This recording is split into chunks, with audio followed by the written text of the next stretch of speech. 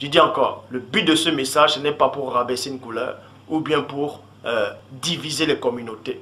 C'est pour rétablir la vérité historique authentique. Que si on vous a présenté ce personnage si blanc aux yeux bleus, c'est Satan qui est derrière cela. Parce que Satan sait, le premier déchu sait que cette couleur-ci là, cet homme-là est un enfant illégitime. Cet homme-là, il est saint. Et il ne devait pas à aucun moment entrer dans la communauté de Dieu. Donc maintenant, Satan vient, il prend cette couleur-ci, il prend cet homme-là, il invente, il donne le nom de Jésus, et non seulement il usurpasse, il dit que c'est Dieu, que c'est votre Dieu, il dit que c'est votre sauveur. Un enfant illégitime, votre sauveur. Alors que cet enfant illégitime ne devait pas entrer dans la communauté de Dieu. Tout cela qui me traite de raciste, vous pouvez tout me traiter de raciste. C'est la parole, dans ce cas la parole elle est raciste. Dans ce cas, c'est votre même Dieu-ci là qui est raciste. C'est votre Dieu-ci qui est raciste. Puisqu'il dit que cette couleur-ci, elle est maudite. Que cette couleur-ci ne doit pas entrer dans sa propre communauté. Ça c'est une confusion, c'est une contradiction. C'est pour vous montrer que le Christ là, ce Jésus là que vous adorez, c'est une malédiction, c'est une abomination devant aux yeux de Dieu. À aucun moment il faut adorer le Christ. À aucun moment dans tous ceux qui disent que Dieu les a envoyés, Dieu les a dit. C'est ce Dieu-ci qui vous a envoyé. C'est ce Dieu-ci là, cette abomination qui vous a dit que moi je suis dans l'erreur.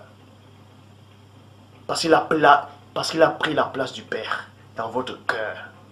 Vous l'avez accepté. C'est pour ça que quand on vous dit que le vrai Christ était noir,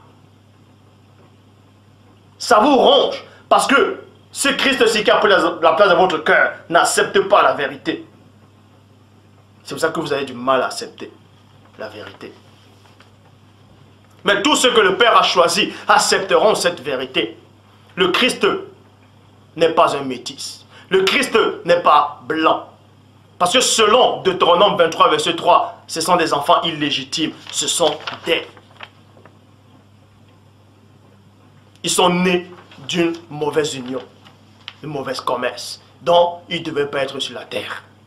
Mes propos peuvent être durs. Ce sont les propos de la Bible. Nous disons ce que nous savons et l'on rend témoignage de ce qu'on a vu. Jean 3, 11.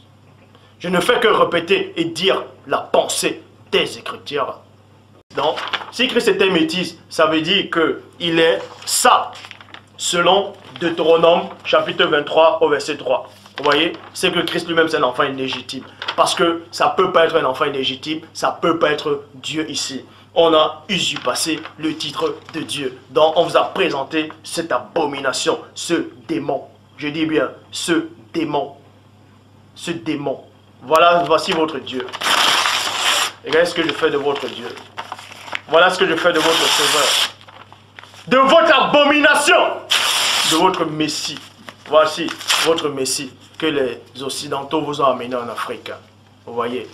Donc, avant de venir enseigner sur Internet que Dieu m'a dit, le Saint-Esprit de Dieu m'a dit, lisez d'abord votre propre Bible. Parce que tous les propos que j'ai déjà dit, je ne les invente pas. Je le dis, c'est marqué dans la Bible. Et je ne les sors pas de leur contexte. Je dis encore, je ne suis pas venu apporter la discorde.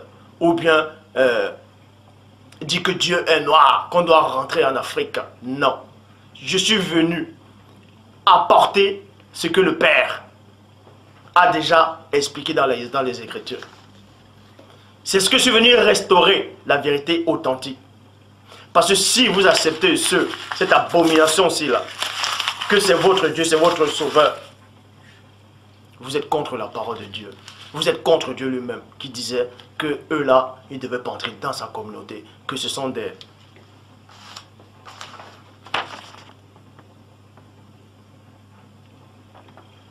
Vous voyez?